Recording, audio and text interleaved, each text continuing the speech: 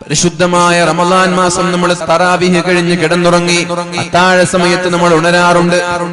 ആ സമയത്താണ് പലരും വിത്ർ നിസ്കരിക്കാറുള്ളത്. വിത്ർ നിസ്കരിക്കുന്ന സമയം അത്താഴ സമയമാണ്, ആ സമയത്താണ് നിസ്കരിക്കേണ്ടത്. എന്നാൽ ഈ റമളാൻ കഴിഞ്ഞാലും ഇതേപോലെ നമ്മുടെ തഹജ്ജുദ് നിസ്കാരം നമ്മൾ തുടരണം. റമളാൻ കഴിഞ്ഞാലും തുടരണം. ഇപ്പൊ നമ്മൾക്ക് ക്ഷീണമില്ല, തറാവീഹ് കഴിഞ്ഞ് കിടന്നുറങ്ങിയ നമ്മൾ 11 മണിക്കും 12 മണിക്കും കിടന്നുറങ്ങിയ നമ്മൾ യാതൊരു മടിയുമില്ലാതെ 4 മണിക്ക് ഉണരാറുണ്ട്. അത്താഴം കഴിക്കാൻ വേണ്ടി ഉണരാറുണ്ട്. അങ്ങനെ ഉണരുന്നില്ലെങ്കിൽ നിർബന്ധമായും ഉണരണം. തസഹറൂ ഫഇന്ന ഫീഹിൽ ബറക, നിങ്ങൾ നിർബന്ധമായും അത്താഴം കഴിക്കണം, അതിൽ ബറക്കത്തുണ്ട്. ജൂതന്മാരുടെയും പരിശുദ്ധരായ മുസ്ലിമീങ്ങളുടെയും നോമ്പിന്റെ വ്യത്യാസം അത്താഴം നമ്മൾക്കുണ്ട് എന്നുള്ളതാണ്. അതുകൊണ്ട് അത്താഴം കഴിക്കണം, അതിൽ ബറക്കത്തുണ്ട് എന്ന്. അത് നിങ്ങളുടെ ശാരീരികമായ ആരോഗ്യത്തിന് നിർബന്ധമാണ് എന്ന് പരിശുദ്ധ റസൂലുള്ളാഹ്. ഈ റമളാൻ കഴിഞ്ഞ് പെരുന്നാൾ മുതൽ 4 മണിക്ക് തന്നെ ഉണരുന്നവരായി നിങ്ങൾ മാറണം. വളരെ നേരത്തെ കിടന്നുറങ്ങാൻ നമ്മൾക്ക് സൗകര്യമുണ്ട്. വളരെ നേരത്തെ കിടന്നുറങ്ങാൻ നമ്മൾക്ക് സൗകര്യമുണ്ട്. അന്ന് തറാവീഹ് ഇല്ല, 20 റക്അത്ത് ഇല്ല. സാന്ദർഭികമായി ഞാൻ പറയട്ടെ, തറാവീഹ് നിസ്കരിക്കുന്ന ആളുകളോട് ദയവ് ചെയ്ത് നിസ്കാരത്തെ പരിഹസിക്കരുത്. ദയവ് ചെയ്ത് നിസ്കാരത്തെ നിങ്ങൾ അപകീർത്തിപ്പെടുത്തരുത്. ദയവ് ചെയ്ത് നിസ്കാരത്തെ അല്ലാഹുവിനെ തന്നെ പരിഹസിക്കുന്ന രീതിയിൽ ഒരു പ്രഹസനമായി നിങ്ങളുടെ തറാവീഹ് മാറരുത്. അനാവശ്യമായി വേഗത കൂട്ടരുത്.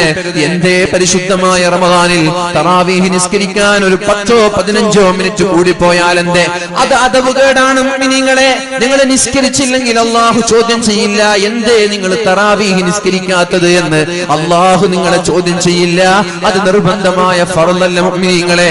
നേരെ മറിച്ച് നിസ്കരിക്കാൻ വേണ്ടി പള്ളിയിൽ പോയി തുമഅനീനത്തില്ലാതെ അതിന്റെ ഫർളുകൾ ചെയ്യാതെ ഫാത്തിഹ പോലും പൂർത്തിയായി പാരായണം ചെയ്യാതെ അമിതമായ വേഗത്തിൽ നിങ്ങൾ തറാവീഹ് നിസ്കരിച്ചാൽ അതിനെ റബ്ബ് ചോദ്യം ചെയ്യും. നിസ്കാരത്തോടുള്ള അദബുകേടാണ് എന്ന് മനസ്സിലാക്കണം.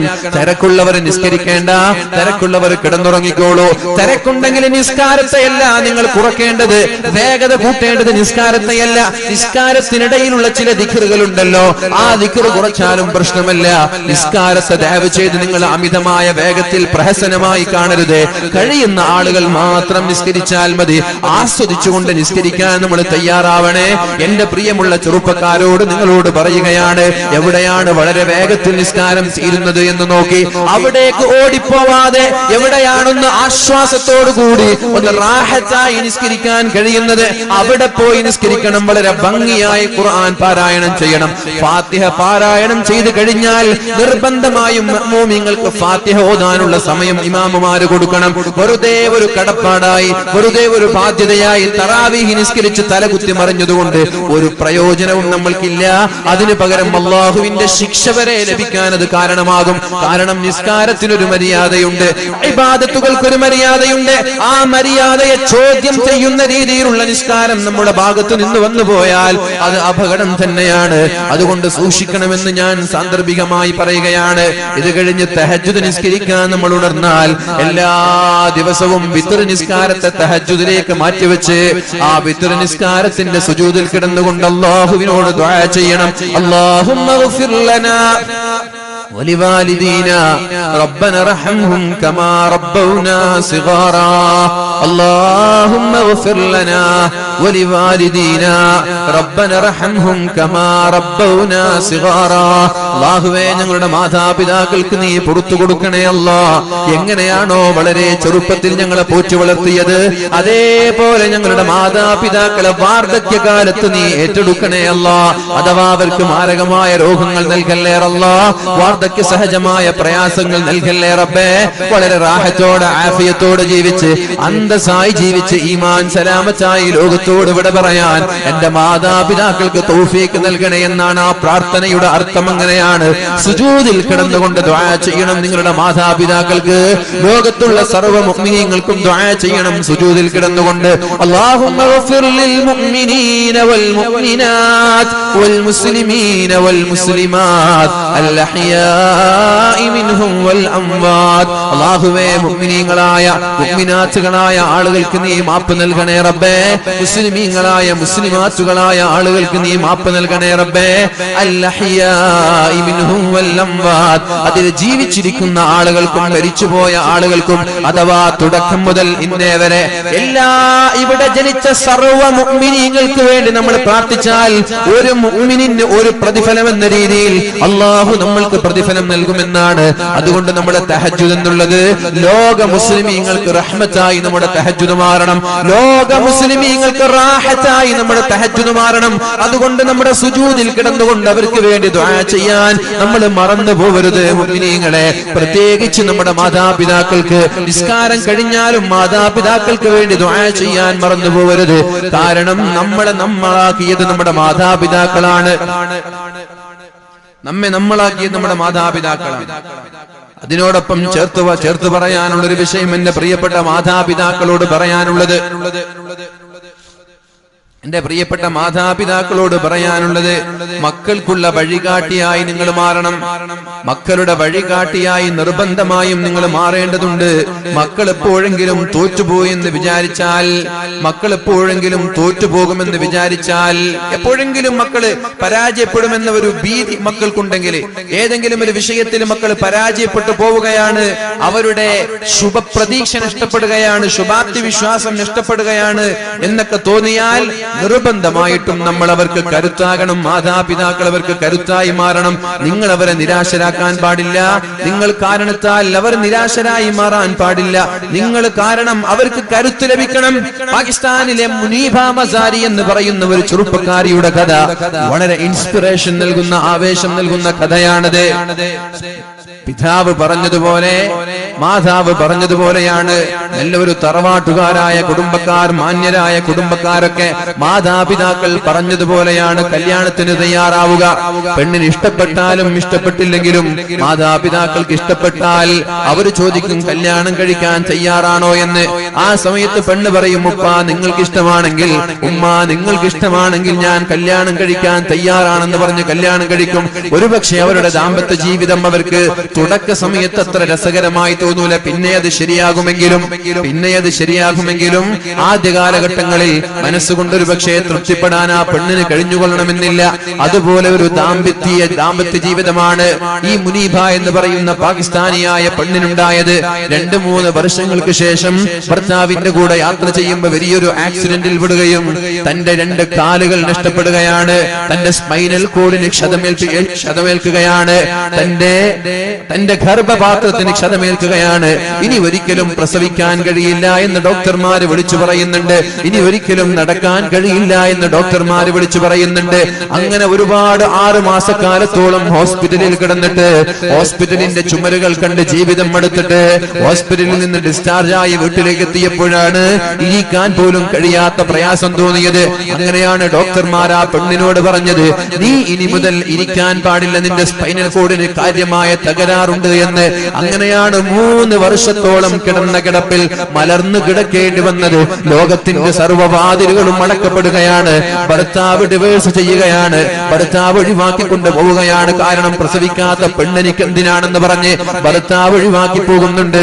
അതേപോലെ ആളുകളെല്ലാം വന്ന് വേദനയുടെ വാക്കുകൾ പറഞ്ഞ് വീണ്ടും വേദനയുടെ ആഴങ്ങളിലേക്ക് പെണ്ണിനെ തള്ളിയിടുമ്പോ ആ ഉമ്മയാണ് പെണ്ണിന് ആവേശം നൽകിയത്, ആ മാതാവാണ് പെണ്ണിന് ആവേശം നൽകിയത്. മോളെ, ഇങ്ങനൊരവസ്ഥ നിനക്ക് തന്നത് നിന്റെ ദൈവം അല്ലാഹു നിനക്ക് ഇങ്ങനൊരവസ്ഥ തരാനുള്ള കാരണം അതൊരു പരീക്ഷണമാണ്.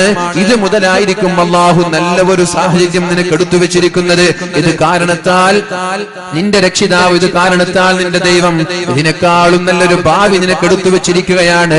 ഈ പ്രയാസമുള്ള സാഹചര്യങ്ങളെല്ലാം കടന്നുപോയി സന്തോഷത്തിന്റെ, അഭിമാനത്തിന്റെ ഒരു കാലഘട്ടം നിനക്ക് ദൈവം പകരം തരാതിരിക്കില്ല എന്ന ആ ഒരു ശുഭാപ്തി വിശ്വാസത്തിൽ നിന്നാണ്, ആ ഒരു മനോഹരമായ മാതാവിന്റെ വാക്കിൽ നിന്നാണ് ഈ മുനീബ എന്ന് പറയുന്ന പെണ്ണ് റിക്കവർ ചെയ്യുന്നത്. 3 വർഷക്കാലം കിടന്ന കിടപ്പിൽ കിടന്ന് നിങ്ങളൊന്ന് ഇന്ന് യൂട്യൂബിൽ പോയി സെർച്ച് ചെയ്താൽ മുനീബ മസ്രി എന്ന് പറയുന്ന ആ പെണ്ണിന്റെ മോട്ടിവേഷൻ ക്ലാസുകൾ നിങ്ങൾക്ക് കാണാൻ കഴിയും. ആ പെണ്ണ് സഞ്ചരിക്കുന്നത് വീൽ ചെയറിലാണ്, നടക്കാൻ കഴിയുന്നില്ല, വീൽ ചെയറിലാണ്. ആ പെണ്ണിന് പ്രസവിക്കാൻ കഴിയില്ല, പെണ്ണിന്റെ ഗർഭപാത്രത്തിന് ക്ഷതമേറ്റിട്ടുണ്ട്. ആ പെണ്ണാണ് ഫോബ് മാസികയുടെ പ്രധാനപ്പെട്ട ലോകത്ത് പിടിച്ചടക്കിയ 30 സ്ത്രീകളിൽ ഒരാളായി ഈ പെണ്ണിന്റെ പേരാണ് ഉണ്ടായത്. ഏത് പെണ്ണ് ഏതെങ്കിലും ഒരു മുറിയുടെ അകത്തളങ്ങളിൽ ഒറ്റയ്ക്ക് ജീവിതം തള്ളി നീക്കേണ്ടി വരുമെന്ന് പേടിച്ച ഒരു പെണ്ണ്, സ്വന്തം ഭർത്താവ് പോലും എനിക്ക് ഇവിടെ ആവശ്യമില്ല എന്ന് പറഞ്ഞ് എഴുതി തള്ളിയ പെണ്ണിന്റെ ശക്തി പകർന്നത്, ആവേശം പകർന്നത് ആ മാതാവിന്റെ വാക്കുകളാണ്. ഈ പ്രയാസം ഒരു പ്രയാസമായി കാണേണ്ട മോളെ, നിനക്ക് നല്ലൊരു ഭാവി നിന്റെ ദൈവം കാത്തുവെച്ചിട്ടുണ്ടാകാം. നിന്റെ രക്ഷിതാവ്, നിന്റെ ദൈവം നിനക്ക് നല്ലൊരു ഭാസുരമായ ഭാവി, അഭിമാനകരമായ ഭാവി, ഈ പ്രയാസങ്ങളെല്ലാം തരണം ചെയ്തുകൊണ്ട് മുന്നേറാനുള്ള ഒരു അവസരം നിന്റെ രക്ഷിതാവായ റബ്ബ് അല്ലാഹു ദൈവം മാറ്റിവെച്ചിരിക്കാം. അതുകൊണ്ട് നീ നിരാശപ്പെടേണ്ട എന്ന് പറഞ്ഞ ആ മാതാവിന്റെ വാക്കുകളുടെ കരുത്താണ് ഇന്ന് വേൾഡിലെ, ലോകത്തെ സ്ത്രീകൾക്ക് വേണ്ടി വാദിക്കുന്ന, പിച്ചവെച്ച് ജീവിതത്തിൽ വിദ്യാഭ്യാസ മേഖലകളിൽ വളരാൻ കഴിയാതെ ജീവിക്കാൻ സാമ്പത്തികമായി പ്രയാസപ്പെടുന്ന ആളുകൾക്ക് താങ്ങും തണലുമായി പ്രശസ്തയായ ഒരു പെണ്ണായി, പാകിസ്ഥാനിലെ അയേൺ ഗേൾ എന്ന് പറയുന്ന, ഉരുക്കു വനിത എന്ന് പറയുന്ന ഒരു പെണ്ണായി മുനീഫ മസ്രി മാറിയത് ആ മാതാവിന്റെ പ്രതീക്ഷ നൽകുന്ന വാക്കുകളാണ്. അതുകൊണ്ട് എന്റെ മാതാപിതാക്കളോട് പറയാനുള്ളത്, സീരിയലുകൾ കണ്ട് കുത്തിയിരിക്കുന്ന സംവിധാനം മാറ്റിമറിച്ച് പുസ്തകങ്ങളിലേക്ക് നിങ്ങൾ ഇറങ്ങണം, പുസ്തകം വായിക്കണം, ഇംഗ്ലീഷ് ഭാഷകൾ നിങ്ങൾ പഠിക്കണം, നന്നായി പഠിക്കണം. പഠനത്തെ ഒരിക്കലും നിങ്ങൾ മാറ്റി നിർത്തരുത്.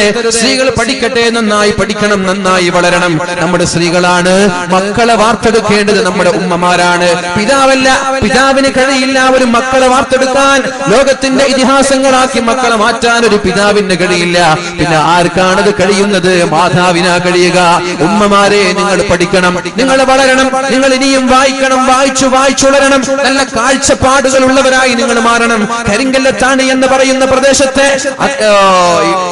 ഇട്ടാവട്ടത്തുള്ള ഏതെങ്കിലും അയൽവാസികളുടെ ഫിത്നയും ഫസാദും പറഞ്ഞ് നടക്കേണ്ടവരിൽ നിങ്ങൾ രാഷ്ട്രീയം നിങ്ങൾ ചർച്ച ചെയ്യണം, ലോകത്ത് നടക്കുന്ന കാര്യങ്ങൾ നിങ്ങൾ ചർച്ച ചെയ്യണം.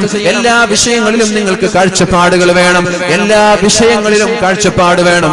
നിങ്ങളുടെ മക്കൾക്ക് ആ കാഴ്ചപ്പാട് കൈമാറാൻ നിങ്ങൾക്ക് കഴിയണം. ഭാഷകളിൽ നൈപുണ്യം വേണം. അതുകൊണ്ട് പഠിക്കണം. കല്യാണം കഴിഞ്ഞാലും പഠിക്കാനുള്ള സംവിധാനങ്ങൾ നമ്മൾ ഉണ്ടാക്കി കൊടുക്കണം. ഇസ്ലാമിന്റെ ചുട്ടയോടുകൂടി ഇനി നിഖാബ് വേണോ എന്നതല്ല ഇവിടെ ചർച്ച. ഇസ്ലാമിക ചുട്ടയോടുകൂടി പഠിപ്പിക്കാൻ രക്ഷിതാക്കളും അവസരം നൽകണം. ഉമ്മ നന്നായാലേ, ഉമ്മ പഠിച്ചു വളർന്നാലേ അതിന്റെ സത്ത് നമ്മുടെ മക്കൾക്ക് ലഭിക്കുള്ളൂ. ഉമ്മയ്ക്ക് കോൺഫിഡൻസ് ഉണ്ടായാലേ മക്കൾക്ക് കോൺഫിഡൻസ് ഉണ്ടാവുള്ളൂ. ഉമ്മ ഭീരുവായി മാറിയാൽ, എന്തെങ്കിലും ഒരു പ്രശ്നം വരുമ്പോൾ പേടിച്ച് വിറക്കുന്നവളായി ഉമ്മ മാറിയാൽ അതേ നിലപാടാണ് മക്കൾക്കുണ്ടാവുക.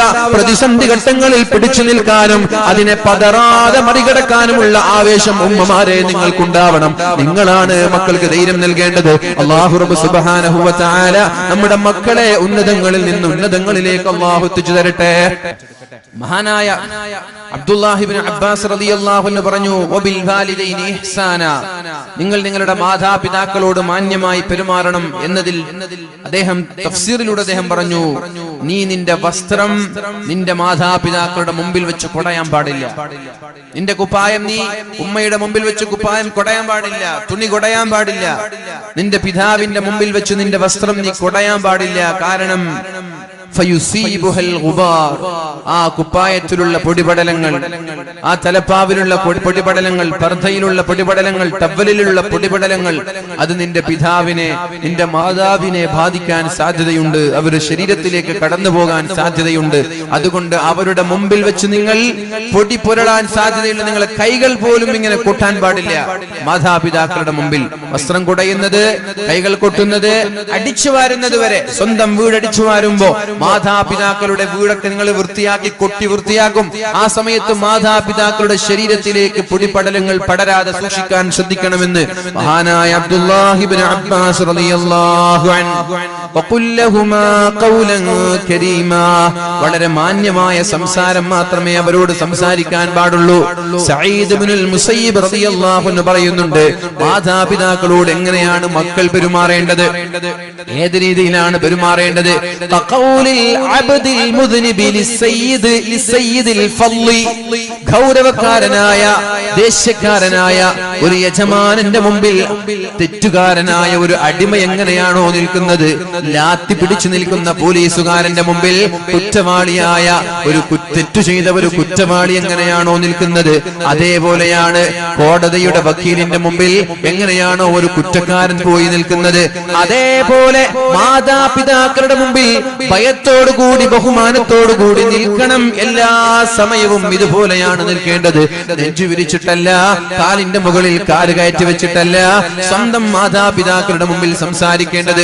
ഒരു ഭവ്യതയെന്നും വേണം. ഒന്ന് ഓച്ചാനിച്ചു നിൽക്കണം. ഒരടിമ യജമാനന്റെ മുമ്പിൽ ഓച്ചാനിച്ചു നിൽക്കുന്നത് പോലെ സ്വന്തം മാതാപിതാക്കളുടെ മുമ്പിൽ ഓച്ചാനിച്ചു നിൽക്കണമെന്ന് മഹാനായ സഈദ് ഇബ്നുൽ മുസയ്യിബ് റളിയല്ലാഹു അൻഹു നമ്മോട് പഠിപ്പിക്കുന്നുണ്ട്. അതുകൊണ്ട് ലാ തഉഖ വാലിദൈക, നിന്റെ മാതാപിതാക്കളോട് മോശമായി പെരുമാറരുത്. വ ഇൻ അമറാക അൻ തഖ്റുജ മിൻ അഹ്ലിക വ മാലിക, നിന്റെ ഭാര്യയെ ഡിവോഴ്സ് ചെയ്യാൻ പറഞ്ഞാലും നിന്റെ സമ്പാദ്യങ്ങൾ ഒഴിവാക്കാൻ പറഞ്ഞാലും നിന്റെ വീട്ടിൽ നിന്ന് ഇറങ്ങിപ്പോടാ എന്ന് പറഞ്ഞാൽ നിന്റെ മാതാപിതാക്കളുടെ മുഖം നോക്കി നിങ്ങളാരാ അത് പറയാൻ, ഞാൻ നിർമ്മിച്ച വീടല്ലയോ എന്ന് പറഞ്ഞു പോവരുതേ എന്റെ ചെറുപ്പക്കാരെ, എന്റെ സഹോദരങ്ങളെ. അത്തരം വാക്കുകൾ നമ്മളിൽ നിന്ന് വരാൻ പാടില്ല. നീ നിർമ്മിച്ച വീടാണ്, നീ വാങ്ങിച്ച സ്ഥലമാണ്, ആ വീട്ടിൽ നിന്ന് പിതാവ് പറയാൻ ഇറങ്ങിപ്പോടാ, എന്നാൽ നീ ഇറങ്ങിപ്പോകണമെന്ന് ശഫീഉനാ റസൂലുള്ളാഹ് ഔസാനി റസൂലുള്ളാഹ്, അല്ലാഹുവിന്റെ റസൂൽ സല്ലല്ലാഹു അലൈഹി വസല്ലമ തങ്ങൾ എന്നോട് വസിയത്ത് ചെയ്തു. മുആദ് ഇബ്നു ജബൽ റളിയല്ലാഹു അൻഹു പറയുകയാണ്, എന്നോട് മഹാനായ റസൂലുള്ളാഹി സല്ലല്ലാഹു അലൈഹി വസല്ലമ തങ്ങൾ വസിയത്ത് ചെയ്തു, ലാ തഉഖ വാലിദൈക, നിന്റെ മാതാപിതാക്കളോട് മോശമായി പെരുമാറരുത്. വ ഇൻ അമറാക അൻ തഖ്റുജ മിൻ അഹ്ലിക വ മാലിക, നിന്റെ സമ്പാദ്യങ്ങൾ ഇട്ടെറിഞ്ഞു പോകാൻ, നിന്റെ കുടുംബത്തെ ഇട്ടെറിഞ്ഞു പോകാൻ മാതാപിതാക്കൾ പറഞ്ഞാൽ അതുപോലും നീ കേൾക്കണം, നീ അനുസരിക്കണമെന്ന് പരിശുദ്ധ റസൂലുള്ളാഹ്. ഒരിക്കലും മഹാനായ അബ്ദുല്ലാഹി ഇബ്നു ഉമർ റളിയല്ലാഹു അൻഹു അദ്ദേഹം പറയാണ്, ഉമർ റളിയല്ലാഹു അൻഹുവിന്റെ മകൻ അബ്ദുല്ലാഹ് റളിയല്ലാഹു അൻഹു അദ്ദേഹം പറയുന്നുണ്ട്, കാനത്ത് തഹ്തി ഇംറഅത്തുൻ, ഞാനൊരു കല്യാണം കഴിച്ചു. കാനത്ത് തഹ്തി ഇംറഅത്തുൻ, ഞാനൊരു കല്യാണം കഴിക്കുകയുണ്ടായി. കാന ഉമറു യക്റഹുഹാ, എന്റെ പിതാവായ ഉമറിന് ആ പെണ്ണിനെ ഇഷ്ടപ്പെട്ടില്ല. എന്റെ പിതാവായ ഉമർ തങ്ങൾക്ക് എന്റെ ഭാര്യയെ ഇഷ്ടപ്പെട്ടില്ല. എന്നോട് പറഞ്ഞു, ത്വല്ലിഖഹാ, അബ്ദുള്ള, ആ പെണ്ണിനെ നീ വിവാഹമോചനം നടത്തണം, ആ പെണ്ണിനെ നീ ഡിവോഴ്സ് ചെയ്യണമെന്ന് മഹാനായ ഉമർ ഇബ്നുൽ ഖത്താബ് റളിയല്ലാഹു അൻഹു തന്റെ മകനോട് പറഞ്ഞു. ഫഅബൈതു, വിവാഹമോചനം നടത്താൻ അബ്ദുല്ലാഹി തങ്ങൾ തയ്യാറായില്ല. തന്റെ ഭാര്യയെ ഡിവോഴ്സ് ചെയ്യാൻ അബ്ദുല്ലാഹി തങ്ങൾ തയ്യാറായില്ല. ഫഅതാ ഉമർ നബിയ സല്ലല്ലാഹു അലൈഹി വസല്ലം, ആ സമയത്ത് മഹാനായ ഉമർ ഇബ്നുൽ ഖത്താബ് റളിയല്ലാഹു അൻഹു നേരെ കടന്നു വന്നത് പരിശുദ്ധ ഹബീബിന്റെ സമീപത്തേക്കാണ്. നബി തങ്ങളോട് കാര്യം പറഞ്ഞു. നബി തങ്ങൾ മഹാനായ അബ്ദുള്ളയെ വിളിച്ചു, യാ അബ്ദുല്ലാഹ് അത്ഇ അബാക, നിന്റെ പിതാവിനെ അനുസരിച്ചോ അബ്ദുല്ലാഹ്, നീ നിന്റെ ഭാര്യയെ ത്വലാഖ് ചെല്ലണമെന്ന് പരിശുദ്ധ റസൂലുള്ളാഹ്. ഈ ഹദീസ് വെച്ചുകൊണ്ട് എന്റെ പ്രിയപ്പെട്ട രക്ഷിതാക്കളെ, എന്റെ പ്രിയപ്പെട്ട മാതാപിതാക്കളെ, മക്കളോട് അവരുടെ ഭാര്യയെ ത്വലാഖ് ചെല്ലാൻ നിങ്ങൾ ആവശ്യപ്പെടേണ്ട. ഇവിടെ മഹാനായ ഇമാം അഹ്മദ് ബിൻ ഹംബൽ തങ്ങൾ പോലെയുള്ള പ്രഗൽഭരായ പണ്ഡിതന്മാർ പറയുന്നുണ്ട്, ഉമർ ഇബ്നുൽ ഖത്താബ് റളിയല്ലാഹു അൻഹു ത്വലാഖ് ചെല്ലാൻ പറഞ്ഞിട്ടുണ്ടെങ്കിൽ നിങ്ങൾ ഉമറല്ലല്ലോ, ഉമറിന്റെ കഴിവ് നിങ്ങൾക്കുണ്ടോ? ഭാവിയിൽ നടക്കാൻ പോകുന്നത് തിരിച്ചറിയാനുള്ള കഴിവ് മഹാനായ ഉമർ ഇബ്നുൽ ഖത്താബ് റളിയല്ലാഹു അൻഹുവിനുണ്ട്. എന്നാൽ നിങ്ങൾക്കതില്ലല്ലോ. അതുകൊണ്ട് നിങ്ങൾ നിങ്ങളുടെ മക്കളുടെ ഭാര്യയെ ത്വലാഖ് ചെല്ലാൻ നിങ്ങൾ ആവശ്യപ്പെടരുത്. നിങ്ങൾക്ക് ഉമർ റളിയല്ലാഹു അൻഹു പറയാൻ വല്ല കാരണങ്ങളും അതിന് പിന്നിലുണ്ടാകും. ഭാവിയിലുള്ള പ്രയാസങ്ങൾ കണ്ടറിഞ്ഞതുകൊണ്ടാവാം. അതുകൊണ്ട് നിങ്ങളത് പറഞ്ഞുകൊണ്ട് മക്കളെ വിഷമിപ്പിക്കരുത് എന്ന് മഹാന്മാര് പഠിപ്പിക്കുന്നുണ്ട്. ഏതായാലും എന്റെ പ്രിയപ്പെട്ട സഹോദരങ്ങളോട്, സഹോദരിമാരോട് പറയാനുള്ളത്, നമ്മൾ കല്യാണ ആലോചനകൾ നടത്തുമ്പോ മാതാപിതാക്കൾക്ക് ഇഷ്ടമില്ലാത്തവരെ ഒരു കാരണവശാലും തെരഞ്ഞെടുക്കരുത്. പെണ്ണായ പെണ്ണായാലും ശരി, ആണായാലും ശരി, എന്റെ പ്രിയപ്പെട്ട സഹോദരിമാരെ, സ്കൂളുകളിൽ വെച്ച്, കലാലയങ്ങളിൽ വെച്ച് പ്രണയത്തിന്റെ പിന്നാലെ കടന്നു ചെന്നിട്ട് ബ്ലാക്ക് മെയിലിന്റെ പേരിലോ അല്ലാതെയോ എനിക്ക് ഇയാൾ തന്നെ വേണമെന്ന് വാശി പിടിച്ച് മാതാപിതാക്കളുടെ കണ്ണീര് കുടിക്കാൻ നിന്നാൽ ആ ദാമ്പത്യ ജീവിതം നിങ്ങൾ നിർബന്ധമായി മനസ്സിലാക്കിക്കോളൂ, പരാജയമല്ലാതെ വേറെ ഒന്നും അവിടെ ഉണ്ടാവൂല. സന്തോഷം ആ ദാമ്പത്യ ജീവിതത്തിൽ നിങ്ങൾക്ക് ലഭിക്കൂല. ദാമ്പത്യ ജീവിതത്തിന്റെ സുഖം എന്താണെന്ന് പോലും അറിയാതെ പ്രയാസപ്പെടേണ്ടി വരും. വിവാഹമോചനത്തിലേക്ക് വരെ നിങ്ങളുടെ വൈവാഹിക ജീവിതം എത്താനുള്ള സാധ്യതയുണ്ട്. അതുകൊണ്ട് മാതാപിതാക്കളുടെ കണ്ണുനീര് കുടിപ്പിച്ചുകൊണ്ട് ഒരാളും വിവാഹത്തിന് തയ്യാറാവരുതേ. ഒരാളും ഒരു പെണ്ണിനെയും തെരഞ്ഞെടുക്കരുതേ. ഒരു പെണ്ണും ഒരു ഭർത്താവിനെയും തെരഞ്ഞെടുക്കരുത്. നിങ്ങൾക്ക് ഇഷ്ടപ്പെട്ടവരെ നിങ്ങളുടെ മാതാപിതാക്കളോട് പറയാൻ നിങ്ങൾക്ക് സ്വാതന്ത്ര്യമുണ്ട്, നിങ്ങൾക്ക് അവകാശമുണ്ട്. ആ മാതാപിതാക്കൾ പഠനം നടത്തി നിങ്ങൾക്ക് തൃപ്തരായ ആളുകളാണെങ്കിൽ വിവാഹം കഴിപ്പിച്ചു തരാൻ അവർ തയ്യാറാണ്. അവരാണ് ജീവിതത്തിന്റെ അനുഭവങ്ങളിലൂടെ, തീച്ചൂളയിലൂടെ കടന്നുപോയവരാണ്. ദാമ്പത്യ ജീവിതം എന്താണ് എന്ന് മനസ്സിലാക്കിയവരാണ് അവർ. അതുകൊണ്ട് അവർ അന്വേഷിക്കും, ഈ പെണ്ണ് നിന്റെ ദാമ്പത്യ ജീവിതത്തിൽ നിനക്ക് സന്തോഷം നൽകുമോ ഇല്ലയോ എന്ന് മാതാപിതാക്കൾ പഠിക്കും. ഈ ചെറുക്കൻ നിന്റെ ദാമ്പത്യ ജീവിതത്തിൽ നിന്നെ ഏറ്റെടുക്കാൻ തയ്യാറാകുമോ എന്ന്. കല്യാണം കഴിഞ്ഞ് കല്യാണത്തിന്റെ മധുവിധി ഒരു 6 മാസം കഴിഞ്ഞ് തീർന്നു പോയാൽ പിന്നെ പെണ്ണെ നിന്നോട് താല്പര്യമുണ്ടാവൂല. തോന്നിവാസികളായ തമ്മാടികളായ ആളുകൾക്ക് അത് പഠിക്കാനും തിരിച്ചറിയാനും മാതാപിതാക്കൾക്ക് കഴിയും. അതുകൊണ്ട് ഇഷ്ടപ്പെട്ട ആളുകൾ തന്നെ വേണമെന്ന് വാശി പിടിക്കുന്നതിന് പകരം മാതാപിതാക്കളോട് അഭിപ്രായം പറഞ്ഞ് ഇന്നാലിന്നയാൾ എനിക്ക് ഇഷ്ടമാണ്, ഉപ്പതൊന്ന് അന്വേഷിക്കണം, ഉമ്മാതൊന്ന് അന്വേഷിക്കണം എന്ന് പറഞ്ഞ് അവര് തൽപരരാണെങ്കിൽ മാത്രം കല്യാണം കഴിച്ചാൽ മതി. അല്ലെങ്കിൽ അത് വേണ്ട എന്ന് മാതാപിതാക്കൾ പറഞ്ഞാൽ അതിനോട് താല്പര്യം കാണിക്കുകയേ ചെയ്യരുത്. ഇന്നലെ പറഞ്ഞതുപോലെ അള്ളാഹുവിന് വേണ്ടി ഒരു കാര്യം മാറ്റിവെക്കാൻ നമ്മൾ തയ്യാറായാൽ